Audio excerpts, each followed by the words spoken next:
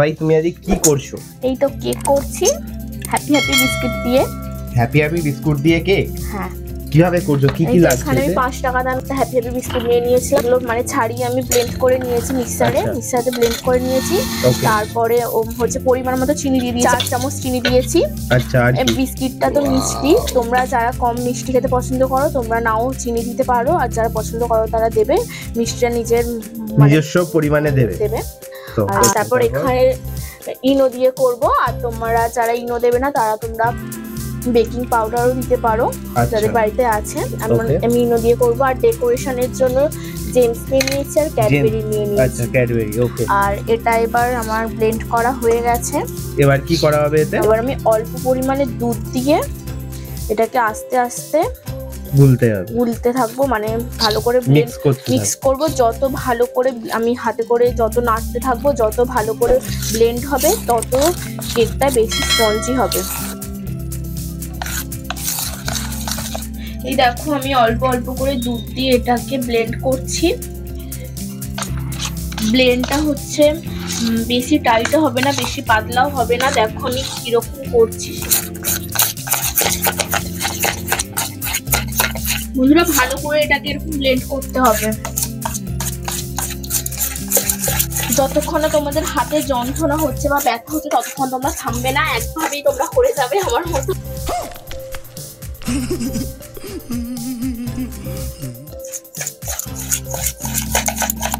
আর যাদের হচ্ছে hand Blender আছে তাদের তো খুবই ভালো, আমাদের তো নেই, সেই জন্য আমরা চামচে করে করছি।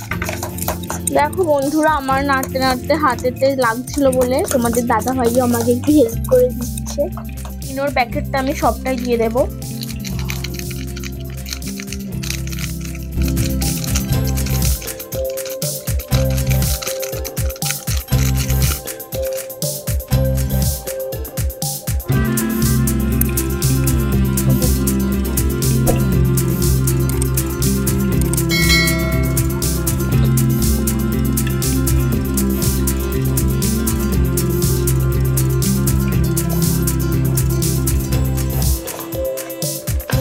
আবার একবার ব্লেন্ড করে নেব ভালোভাবে, যাতে ইনোটা চারিদিকে মিশে যায় সবার সাথে, তাই তো? ওকে।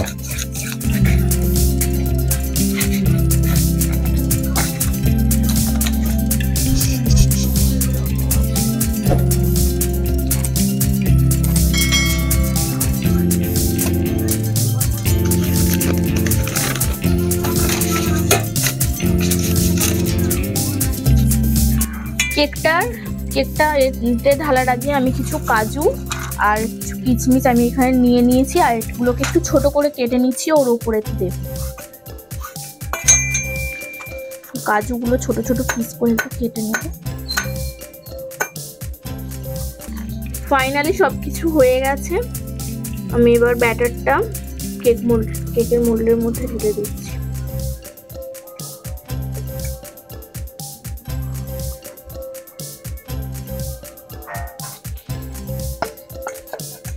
নেওয়ার পরে আমি একটু এরকম ঝাঁকিয়ে নিচ্ছি যে জিনিসটা ভালো করে সেট হয়ে যায়।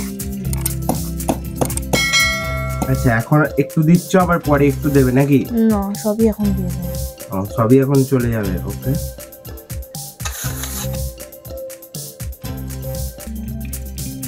তোর দেখতে লাগছে, ওয়াও। এখানে কড়াইটা 10 মিনিট হাই ফ্লেমে দিয়ে রাখতে হবে।